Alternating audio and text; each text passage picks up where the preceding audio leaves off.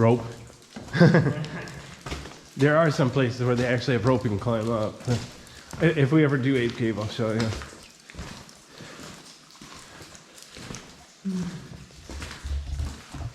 Or if you ever get bored, you can watch my old Ape Cave videos.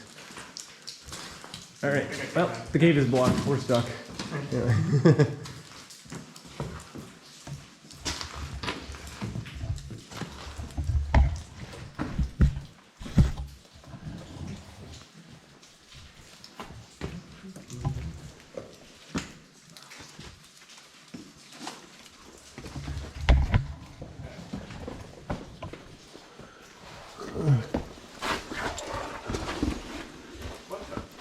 That was my backpack rubbing against the... Oh, no. I didn't recognize this guy. Oh, if we're lost? Okay. No, I remember now. We'll see. If we're still here in half an hour, we'll know who's lost. This is your quiz. I'll leave you here, wait for you in the car.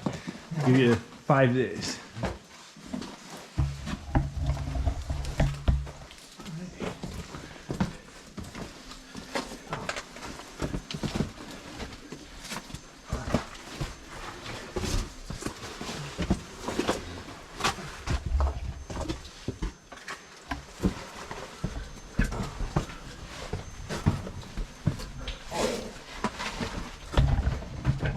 Don't leave me too far behind.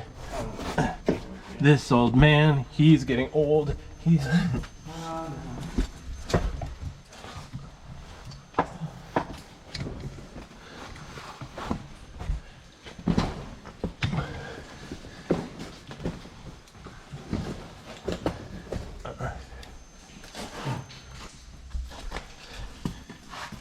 It's a very light purple hue. Yeah. Very slightly. Can hardly see it. Looks kind of... Well, I have another caver. He has a ultraviolet flashlight. So he'll sometimes turn off his visible light flashlights and turn on ultraviolet light, see if there's anything cool. I actually own an ultraviolet light too, but it doesn't have rechargeable batteries, so I hardly ever use it. So I don't have it with me, it's at home.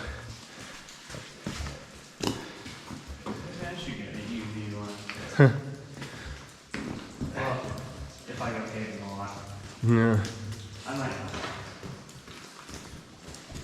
Yeah, if you're interested in minerals, most caves are boring, but like I said, once in a while you do find something interesting. Notice there's no creek through here. We're past the creek. The water comes back there. Yeah. Well, there's obviously water falling from the ceiling here, so the point is the water's probably going through the floor here too. Yeah, sand. Notice over here to the left, these are called sand castles.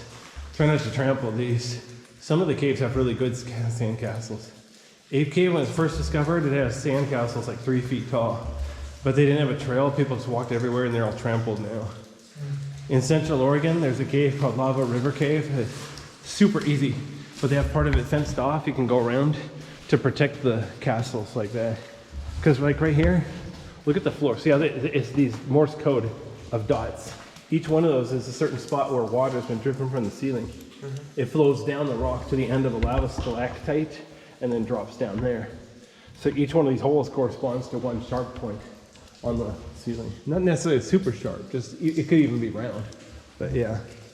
A point. So Yeah. try not to trample those if you see it. Of course, it's everywhere here. You have to walk somewhere, but you know, leave the good parts for later. But sometimes they're nice round dots if there's no airflow. But sometimes if the wind's going up and down the cave, it blows it sideways. So instead of making round craters, it looks like Morse code. It's like a bunch of hyphens. Yeah, here, you didn't see this one before, did you? Pan up here. You see where I am? There's a hole. Yeah. Oh, you saw that one? What happened? Kissed me in the face. Bad dog. Bad dog. But you can see there's a tube up there. You can climb out there and go horizontal. So there's an upper level. Oh, weird. There's something. Hold on a second. What the heck? I think there's like a piece of wood or a sign-in sheet. See that horizontal white thing? A sign-in sheet. Well, sometimes they have a plastic container with a sign-in sheet in that hard part of the cave. I don't know. It looks like it's a piece of wood.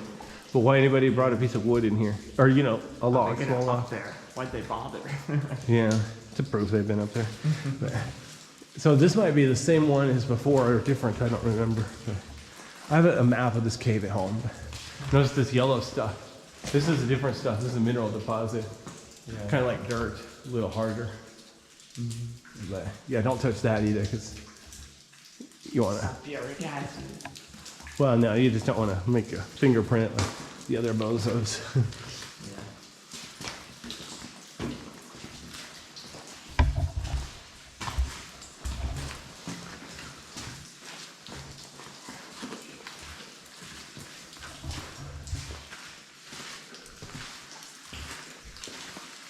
But yeah, that's why the ceiling is so low here because there's another level, another tube on top of us. There are caves with like 4 or more levels at lava beds because lava beds, the lava flow is like 100 feet deep. It's really, really thick. Of course, in the lower levels, they're really, really cold. Got lots of ice.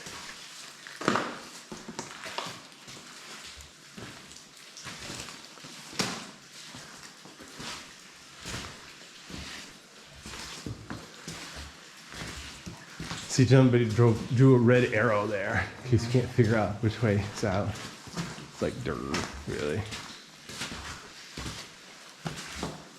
But yeah, you see right here, there's a hole above you. Oh, yeah, that one. Yeah. The ledge. Yeah. It's gotta get a boost, have somebody lift you up there. Yeah. Tower. Well, honestly, this cave is straight enough. You could probably just bring in a big ladder. Like the metal ladder we climbed down, bring in one of those. No, it's I did see a ladder on the internet. It's collapsible, like telescoping. So you collapse it up and it's only like 4 feet tall. You stretch it out, it's like 20 feet long. Honestly, I was tempted to buy it, but I only know like 3 caves where it'd be a good idea to try that. But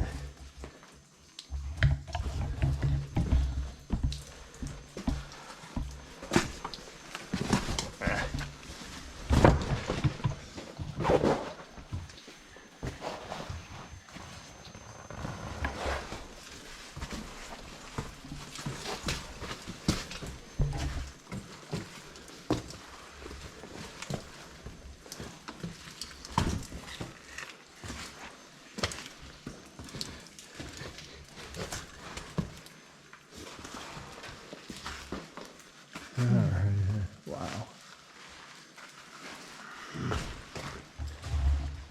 I'm glad it's like a comfortable temperature.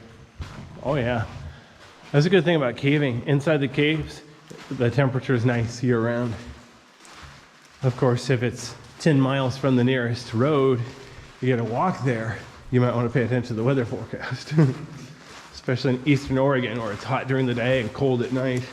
So you die heat exhaustion during the day and then your body freezes solid at night. Somewhat.